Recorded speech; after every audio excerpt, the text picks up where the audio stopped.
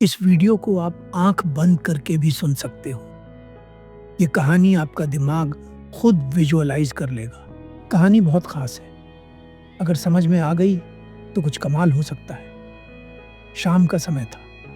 भिक्षाटन के बाद बुद्ध और उनके सभी भिक्षुक लौट आए थे। सभी भिक्षुक बुद्ध के साथ उनकी कुटिया के सामने विश्राम कर रहे थे। बुद्ध के सभी भिक्षुओं में से एक भिक्षु के मन में अचानक एक प्रश्न उठता है। वो बुद्ध से कहता है, क्षमा कीजिए बुद्ध, मैं जानता हूं कि आप थके हुए हैं, पर मेरे मन में एक प्रश्न उठा है। क्या मैं इस प्रश्न का उत्तर आपसे पूछ सकता हूं? बुद्ध अपने भिक्षु से कहते हैं, मेरा शरीर अवश्य थक सकता है, पर मैं कभी नहीं थकता। मेरा उद्देश्य ही तुम सभी के मन की उलझनों को खत्म करना है। तुम्हारा जो भी प्रश्न है वह तुम मुझसे निसंकोच पूछ सकते हो। भिक्षु बुद्ध से पूछता है, बुद्ध, क्या कोई ऐसा रास्ता है जिस पर चलकर कोई भी सामान्य मनुष्य दूसरे लोगों के लिए एक उदाहरण बन सके? क्या कोई व्यक्ति अपने आप को ऐसा बना सकता है कि लोग उसे दिल से प्यार करें, उसका सम्मान करें और उसकी छवि हर व्यक्ति से अलग हो? बुद्ध कहते हैं, हर व्यक्ति के भीतर असीम संभावनाएं हैं, पर 100 में से 99 व्यक्ति उन संभावनाओं तक नहीं पहुंच पाते। बुद्ध आगे कहते हैं, एक तरीका है जो तुम्हें सामान्य जीवन में दूसरों से अलग करता है। इस तरीके को समझने के लिए तुम्हें यह कहानी समझनी चाहिए। एक व्यक्ति था, उसके गांव के लोग और आसपास के गांव के लोग भी उसका बहुत आदर सम्मान करते थे। उसका आचरण इतना अच्छा था कि सभी लोग उसे अपने दिलों में बसाते थे। यहाँ तक कि उसके क्षेत्र का राजा भी उस व्यक्ति से बहुत प्रभावित था। वह जिस रास्ते पर चलता, लोगों के सिर आदर के साथ झुक जाते, परंतु उस व्यक्ति को इस बात का जरा भी अभिमान नहीं था। उसके गांव के सभी लोग अपने आप को धन्य मानते थे, क्योंकि उस व्यक्ति का जन्म उनके गांव में हुआ था। एक दिन राजा के कुछ सैनिक उस व्यक्ति के पास आते हैं और कहते हैं, तुम्हें राजा ने बुलाया है, चलो। वह व्यक्ति उन सैनिकों के साथ राजा के पास चला जाता है। राजा उस व्यक्ति को देखकर बहुत प्रसन्न होता है। राजा उस व्यक्ति से कहता है, मैं तुम्हें अपने राज्य का मंत्री बनाना चाहता हूं। राजा की बात सुनकर वह व्यक्ति राजा से कहता है, क्षमा कीजिए, पर मैं मंत्री बनना नहीं चाहता। राजा मुस्कुराता है और कहता है, अच्छा ठीक है, जैसी तुम्हारी मर्जी। वह व्यक्ति राजा के महल से चला जाता है।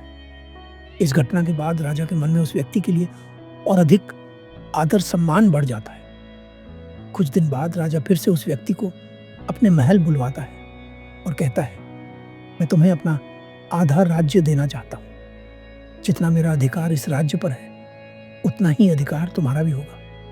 मैं जानता हूं इस बार तुम मना नहीं करोगे। राजा की बात सुनकर वह व्यक्ति राजा से कहता है, क्षमा कीजिए, पर मुझे यह भी नहीं चाहिए।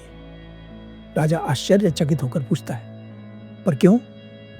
वह व्यक्ति राजा से कहता है, मेरा और मेरे परिवार का पालन पोषण बहुत अच्छे से हो रहा है, हम सभी खुश हैं। इतना कहकर वह व्यक्ति वहां से चला जाता है। कुछ दिन बाद राजा स्वयं उस व्यक्ति को बुलाने के लिए उसके घर जाता है। जब राजा वहां पहुंचता है तो वह व्यक्ति उसका स्वागत करता है और यथासंभव उसकी सेवा करता है। राजा को भोजन परोसा जाता है। भोजन बहुत साधारण होता है, वह बिल्कुल भी स्वादिष्ट नहीं होता। राजा उस व्यक्ति से कहता है, तुम बड़े कमाल के व्यक्ति हो। मैंने तुम्हें मंत्री बनने के लिए कहा, पर तुमने मना कर दिया। मैंने तुम्हें आधा राज्य देने की बात कही, पर तुमने उसके लिए भी मना कर दिया। तुमने कहा कि तुम खुश हो, परंतु तुम्हारे घर की स्थिति तो इतनी अच्छी नहीं है। तुम इस तरह की स्थिति में खुश कैसे रह सकते हो? राजा आगे कहता है, बस अब बहुत हुआ। इस बार तुम मुझे मना नहीं करोगे, क्योंकि इस बार मैं तुम्हें कुछ ऐसा देने जा रहा हूं जिसके लिए शायद कोई भी मना ना कर सके। राजा उस व्यक्ति से कहता है, मैं तुम्हें अपने पूरे राज्य का राजा बनाना चाहता हूं। आज के बाद मेरी सारी धन संपत्ति तुम्हारी होगी। इस राज्य के राजा तुम होगे। तुम बहुत सौभाग्यशाली हो जो राजा बनने का अवसर तुम्हें मिल रहा है।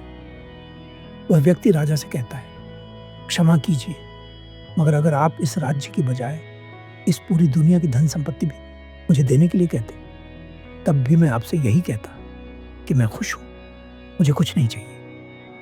क्योंकि ये खुशी ही तो है जिसकी कोई कीमत नहीं है, वरना हर चीज़ बेची और खरीदी जा रही है।